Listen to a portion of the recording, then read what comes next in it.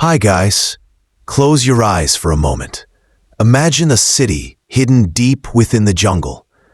Tall stone temples rise above the trees, their steps still warm from the afternoon sun. You hear the sound of wooden flutes, the soft hum of life. Traders shouting, children laughing, priests chanting in smoke-filled courtyards. And now, silence. The flutes have stopped. The temples are broken.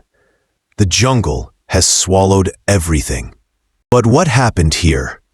How did one of the most advanced civilizations of the ancient world simply fade into the trees? Tonight, we'll quietly trace the footsteps of the Maya, a people who once measured the stars, built great cities, and then disappeared. The Maya lived in the rainforests of Central America, in what is now southern Mexico, Guatemala, Belize, and Honduras. For over 2,000 years, they built cities of stone, carved with symbols that spoke of gods, kings, and time itself. Their world was filled with color and rhythm, red temples painted under the blazing sun, plazas full of dancers and merchants, and great pyramids where the smoke of incense rose to the heavens. Life in a Maya city moved slowly, yet with purpose.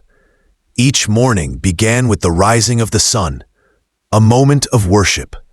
For the Maya believed every sunrise was a victory of light over darkness. They read the stars like a sacred book. The priests, with painted faces and feathered robes, would climb high above the forest canopy to chart the heavens. They believed time moved in great cycles, that every era had a birth, a life, and an ending. And maybe, deep down, they already knew that their own cycle would one day close. But before that ending came, there was greatness. Cities filled with art, music, and trade. The Maya grew corn, cacao, and fruit in the jungle soil. They built roads connecting distant kingdoms and created a written language more complex than any other in the Americas. They recorded their kings' triumphs on stone, hoping their names would live forever. Yet now, those same stones lie quiet under the vines. The carvings are fading, and the jungle whispers the stories that people once shouted in the plazas. What caused this silence? Was it drought? War? Rebellion? Or something more mysterious? Something written in the stars the Maya once watched so carefully. Tonight, we'll search through that mystery. We'll move from the golden days of their civilization to the slow unraveling of everything they built, and we'll see what the forest still remembers. Imagine yourself walking through a Maya city at dawn. The air is warm and heavy with the smell of rain and smoke. The first rays of sunlight catch the red paint on the temples, glowing softly against the jungle's green. Parrots call in the trees above. Somewhere in the distance, a conch shell sounds, the morning signal that the city is waking up. Stone streets lead through plazas where merchants are setting up their stalls. You pass women grinding corn on flat stones, turning it into soft dough for tortillas. Children chase each other through the courtyards, laughing as dogs weave between their feet. It is a living, breathing world, ordinary and sacred at the same time. For the Maya, every act was a small piece of the universe. Grinding corn, weaving cloth, planting seeds, all were connected to their gods. They believed the world had been created again and again, destroyed and reborn in endless cycles of time. To live well was to keep that balance, between sky and earth, between gods and people. The houses were made of wood and thatch, small but carefully built. Families slept in hammocks, their walls lined with clay pots and baskets of maize. Smoke from the cooking fires rose through the roofs, carrying with it the scent of roasted cacao and honey. At night, the stars shimmered above the treetops, and the people would whisper stories about the gods who lived among them, gods of rain, maize, and the underworld. In the center of each city stood the temples, tall, stepped pyramids painted in bright colors. From their tops, the priests could see the whole forest spread like an ocean of green. Here they performed ceremonies for the gods, burning incense, chanting prayers, and offering food or jade as gifts. Sometimes blood was given too, a few drops from the tongue or arm, believed to nourish the gods who sustained all life. Life moved slowly, in rhythm with the seasons. When the rains came, the fields turned green and thick. When the dry season returned, families stored corn in clay jars and waited for the skies to open again. Everything depended on the heavens. A good harvest meant joy and music in the plazas. A bad one brought silence and worry. But there was more than farming here. The Maya were thinkers, builders, and dreamers. They studied the stars and recorded the movements of planets with stunning precision. Their calendar could predict eclipses centuries in advance. They invented a written script of hundreds of symbols, carved on stone, painted on bark paper books, now mostly lost to time. To be a Maya was to live close to the earth, but always to look upward, toward the sky, the gods, and the endless turning of time. They saw themselves as part of a grand pattern, where every birth and death, every storm and harvest had meaning. It was a civilization that seemed eternal. And yet, hidden in that beauty were the first small cracks, whispers of rival kings, signs of too many mouths to feed, and prayers that, slowly, the gods had begun to ignore. As we move deeper into their story, we'll begin to feel that shift, from harmony to struggle, from balance to doubt. The jungle was still green, the temples still bright, but change was coming. The rains had always come. For generations, the clouds had rolled over the jungles, feeding the rivers and fields that kept the Maya world alive. But then, something changed. The sky began to hold its water, the soil grew dry, and for the first time in memory, the prayers rose, but the rain did not. At first, people waited with patience.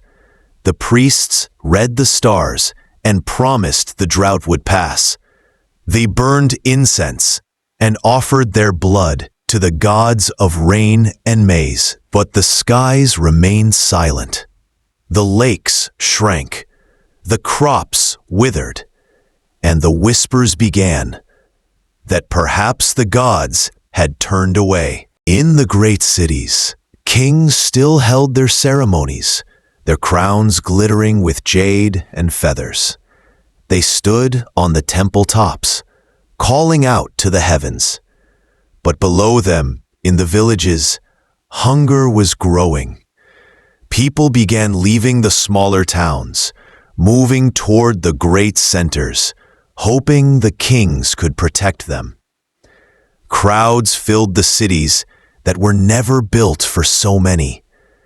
and with each passing year, the jungle air grew heavier with the scent of smoke and worry. The Maya world had always depended on balance between the earth, the people, and their rulers. But now that balance was breaking. Wars began between rival kingdoms.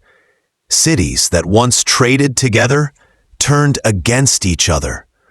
The roads that connected the Maya became paths of soldiers and refugees. Still, life went on. Ceremonies continued, though the offerings grew more desperate. Temples rose higher, as if reaching closer to the gods might force them to listen again. But the heavens stayed quiet. Even the stars, once the guides of kings, seemed to fall out of order. For the people, the change was slow, almost invisible, like a sickness spreading through a body that still looks healthy. Each harvest was a little smaller. Each year, the forests grew a little thinner, the rivers a little lower. And still, the kings demanded tribute. Still, they built new monuments to their own glory. It was as if the Maya were trying to build their way out of fear. The scribes kept carving, their chisels echoing through empty courtyards. Their hands recorded everything: the wars, the offerings, the dreams of kings. But one day, the stones stopped speaking. The carving ended, and no one wrote again. The people must have known something was ending. They had lived by cycles of birth, death, and rebirth. But this time, the cycle felt different. It wasn't a storm to endure or a war to survive. It was the slow fading of a whole world.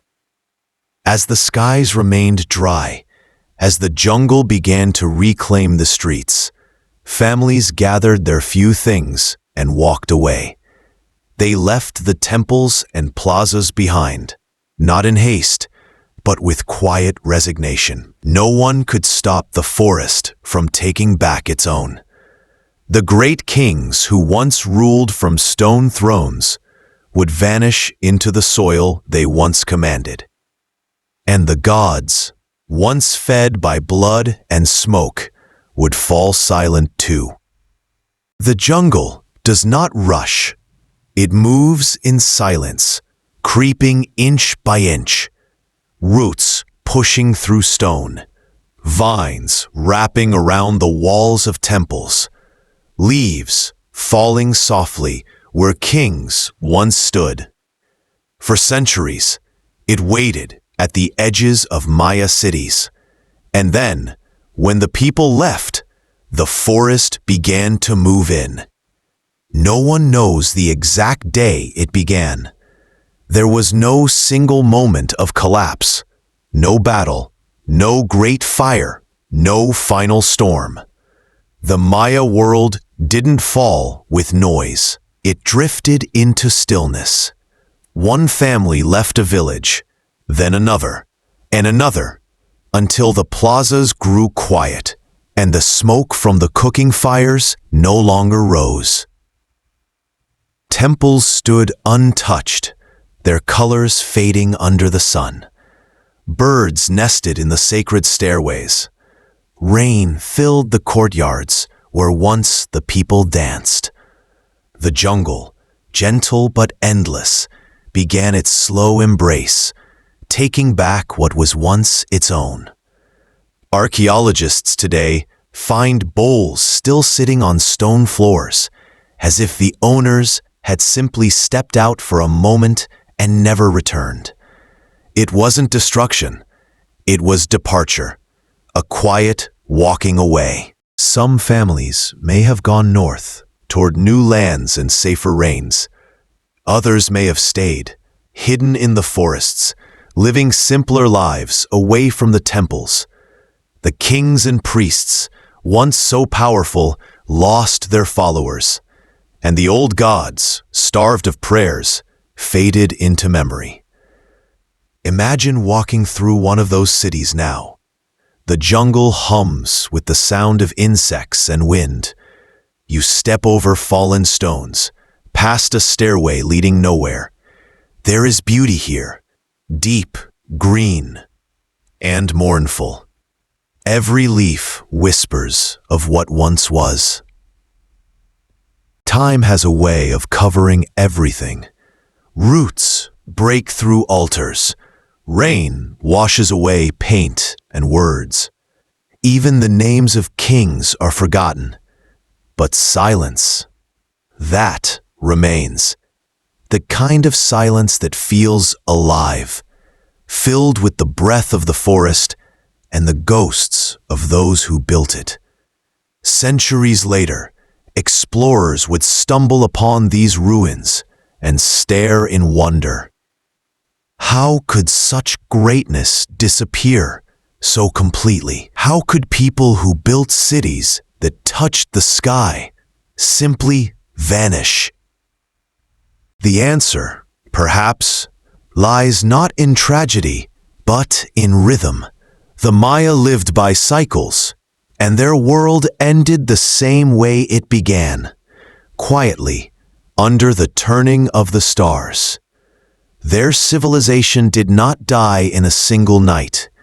It exhaled slowly, until only the jungle was left to speak. And in that silence, the earth began its long work of forgetting. For hundreds of years, the forest kept its secret. The great cities of the Maya slept beneath the green canopy, their temples hidden under thick blankets of vines and moss.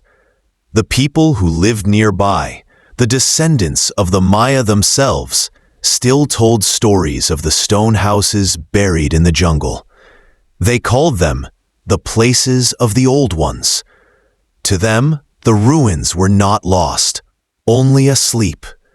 But to the outside world, the Maya had vanished completely.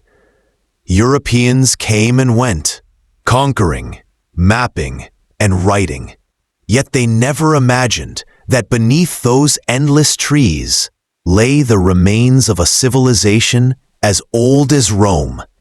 It wasn't until the 1800s that explorers began to listen to the jungle's whispers. In 1839, an American named John Lloyd Stevens and an English artist, Frederick Catherwood, arrived in Central America. They came searching for the ruins that local guides spoke of, cities swallowed by the forest. When they finally reached them, the sight was beyond belief. Stone temples rose out of the green like ghosts of another world. Carvings of kings and gods covered the walls, still sharp after 1,000 years. Catherwood's drawings captured every detail. The faces, the headdresses, the strange, beautiful symbols no one could yet read. Through their books, the world saw the Maya for the first time, and the silence began to lift. More explorers followed, cutting paths through the vines, uncovering more temples, plazas, and pyramids. They found stairways that climbed into clouds, murals of forgotten ceremonies, and great stone tablets filled with writing that would take another century to understand. For the people of the modern world, it was like discovering Atlantis in the heart of the jungle. How could such advanced knowledge of math, astronomy, and architecture come from a world so long forgotten? And yet, for the descendants of the Maya, it was never a discovery at all. They had always known their ancestors still lived within the land, the language, and the stories passed from parent to child. As scientists studied the ruins, the mystery of the collapse grew deeper. Droughts were confirmed through layers of ancient soil. Weapons and burnt walls hinted at wars. Mass graves told of famine, and yet there was something else, something gentler and harder to define. The quiet pattern of abandonment, the slow decision to leave rather than destroy. Standing in those ruins today, you can still feel it. The jungle hums, birds call through the trees, and the stone faces watch in silence. They seem neither dead nor alive, just waiting, patient as the earth itself. The rediscovery of the Maya world was not just about finding cities. It was about realizing how small human time really is. Civilizations rise and fall like waves, but the land remembers everything. Even after 1,000 years of silence, the jungle had kept the Maya close, protecting their stories under layers of green.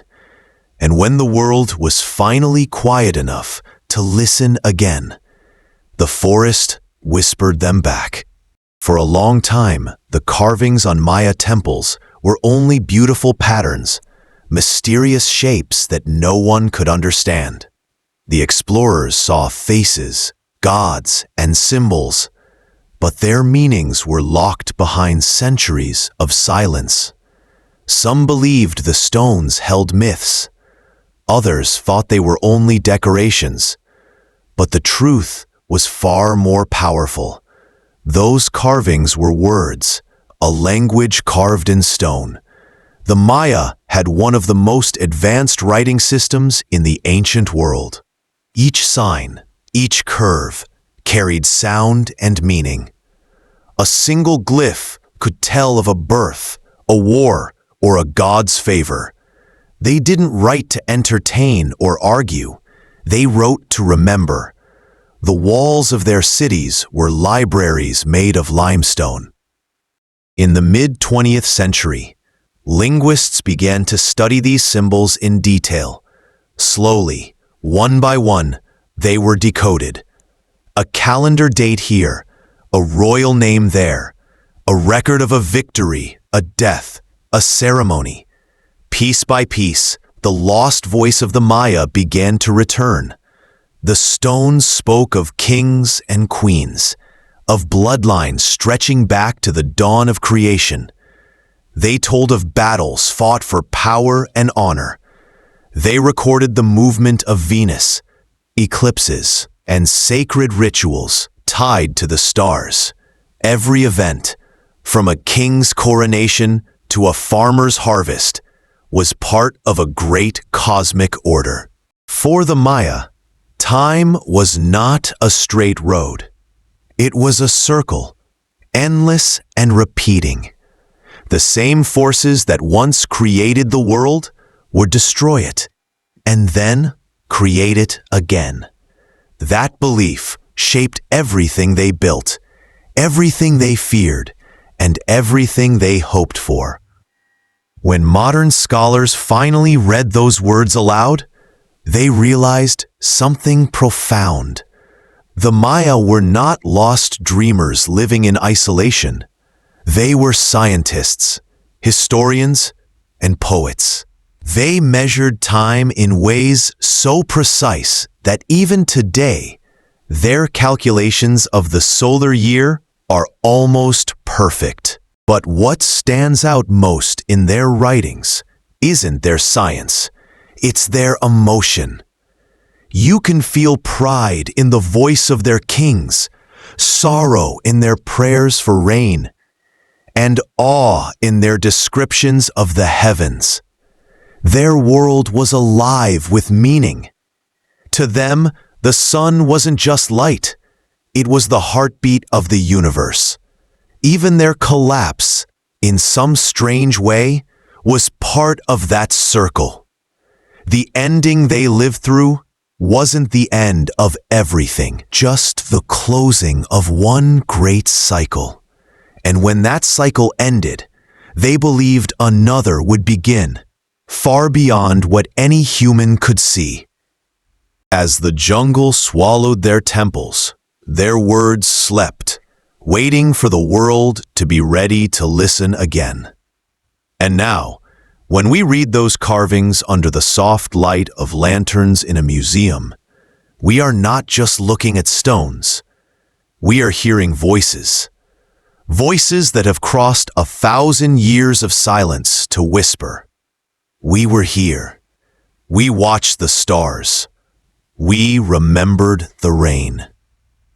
For centuries, explorers and historians spoke of the lost Maya. But they were never lost. They were right there, living, farming, weaving, speaking their ancient languages, while others walked past their villages, calling them ghosts of a vanished world. In the highlands of Guatemala, smoke still rises from clay stoves just as it did 1,000 years ago. Corn still grows in careful rows.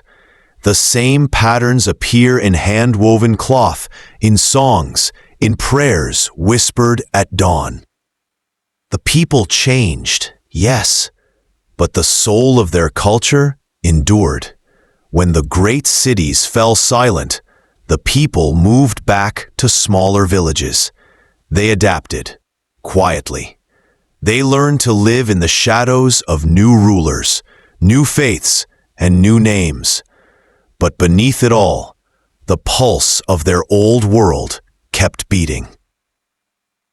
Their language survived, not one, but many. More than 30 Maya languages are still spoken today. Each carries its own rhythm, its own music. When you hear them, it's like listening to echoes of the ancient glyphs, reshaped into living sound. Even their beliefs blended and evolved. Catholic saints stand beside old gods. Candles flicker in churches built over sacred caves. The old rituals never truly disappeared.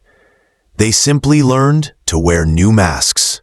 You can still find Maya farmers praying to the maize before planting season, just as their ancestors did in the shadow of pyramids. They offer incense, flowers, and words to the earth, not out of superstition, but out of respect. For them, life and spirit remain one and the same. In towns like Chichigastenango, Copan, and San Juan, colors bloom in every thread of their textiles. Reds for blood, blues for sky, greens for corn. Each pattern tells a story of lineage, of creation, of survival. The women who weave them are not just artists. They are historians with looms instead of pens. And even in the quietest corners, the ancient calendar still turns. Farmers still mark time by the phases of the moon, by the cycles of rain. Festivals still honor the gods of fire and water. In these living traditions, the past is never truly gone.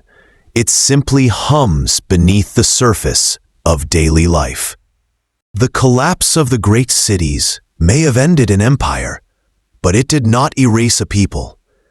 The Maya adapted, endured, and carried their world forward, not in temples, but in memory, language, and ritual. They are not a mystery frozen in stone. They are the living descendants of those who once mapped the stars. So the next time someone calls the Maya lost, remember this: they're still here, breathing the same air, walking the same mountains, and whispering the same prayers that once echoed through ancient halls. The ruins are silent, but the people never stopped speaking. When the last kings of the Maya wrote their names in stone, they could not have known that they were writing the final pages of an age. Their temples stood tall, their calendars turned endlessly, and their gods still received offerings of corn and blood. But somewhere beneath the beauty of it all, the balance began to shift. Archaeologists have long searched for the reason. Some say it began with the skies. The rain stopped, not for days or months, but for years. Drought gripped the forests. Rivers thinned. The soil cracked under the sun. And when the corn failed, the heartbeat of the Maya world began to falter. Others point to the people themselves. The cities grew larger. Rulers built grander temples, demanded more tribute, more labor, more wars. The forests were cut for wood, for stone, for fire. And in the quiet that followed, the land could no longer breathe.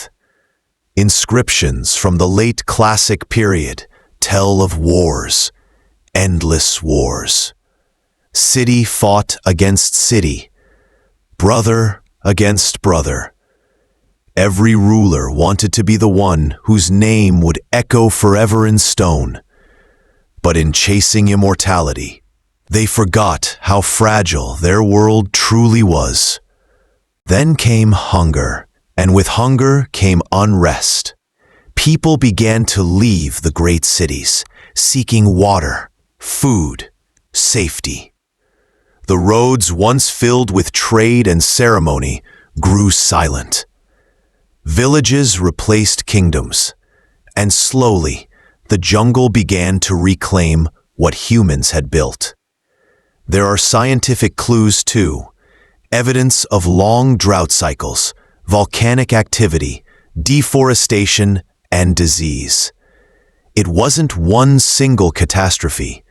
It was a storm of many small, human, and natural forces, converging all at once.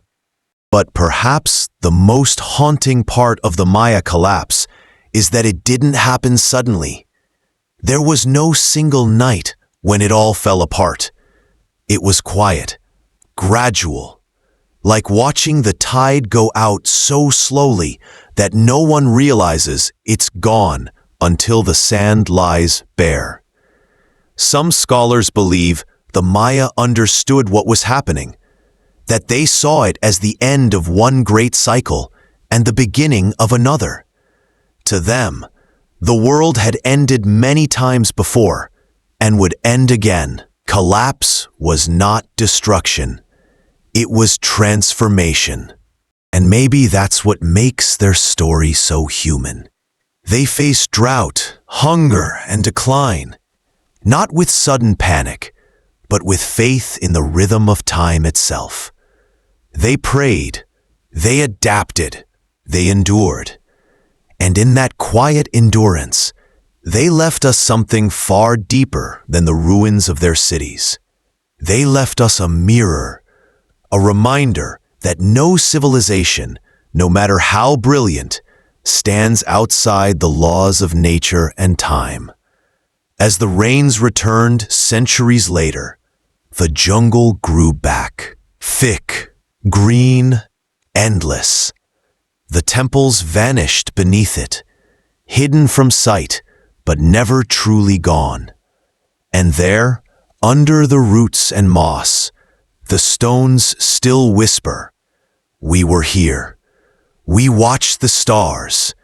We learned how to end." For centuries after the fall, the ancient cities of the Maya slept beneath the jungle. Roots curled around their walls. Rain washed their paint away. Monkeys swung through broken temples, and parrots nested in the cracks of palaces. To the world beyond, these places did not exist. But to the local Maya communities who lived nearby, the ruins were sacred, haunted, alive. They spoke of stone mountains built by gods, of old ones who vanished into the earth. No one forgot. It was only the outside world that had forgotten them. In the 19th century, explorers began to hear rumors, stories of lost cities swallowed by the forest. Names like Copan, Tikal, and Palenque whispered through travelers' journals like half-remembered dreams.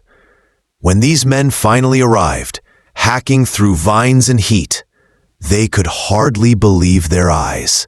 They found vast plazas, overgrown with roots thicker than their arms. Temples rose like mountains out of the green. Every surface was carved, faces of gods, glyphs, animals, kings. It was as if the forest itself had been built by human hands. Some explorers, like John Lloyd Stevens and artist Frederick Catherwood, recorded everything they saw. By torchlight, they drew the temples with astonishing precision. Their books spread across Europe and America, sparking wonder and disbelief. How could such a civilization have existed and vanished in silence? But Rediscovery was not just about adventure. It was the moment when the world began to listen again. Archaeologists soon followed, uncovering tombs, artifacts, murals, each one a piece of a forgotten conversation. And slowly, as the decades passed, modern tools revealed what the explorers could not see. Aerial scans showed vast networks of roads, canals, and cities hidden under centuries of forest.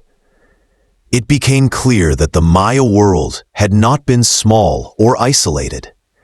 It had been vast, a web of kingdoms stretching across the lowlands and highlands, from sea to sea. And in that rediscovery, there was something deeply poetic. The jungle, which had once been the destroyer, became the protector. It hid the cities from time, from conquerors, from greed. When humans were ready, it gave them back, stone by stone, whisper by whisper. Today, walking through those sites, the air still feels heavy with memory. You can hear birds calling above the ruins, see moss glowing in the soft light. Every echo, every breath of wind feels like the voice of a world slowly awakening again. The rediscovery of the Maya wasn't just an archaeological victory, it was a reunion. A reunion between the present and the past, between curiosity and respect. And perhaps, as we uncover their stories, we are also uncovering something about ourselves, our own fragile place in the rhythm of time. If you stand at the top of a Maya temple at dawn, the air feels ancient. Mist curls around the trees, and the forest hums with life. You can almost hear the sound of distant drums, the call of conch shells, the echo of footsteps that once filled these plazas. The stones are silent now, but they remember. The story of the Maya isn't only about collapse, it's about continuity. Their cities may have fallen, their kings forgotten, but their spirit endures in every village, every language, every prayer whispered to the cornfields at sunrise. They remind us that civilizations don't die. They change. They become something new, shaped by the same forces of earth, water, and time that shaped them before.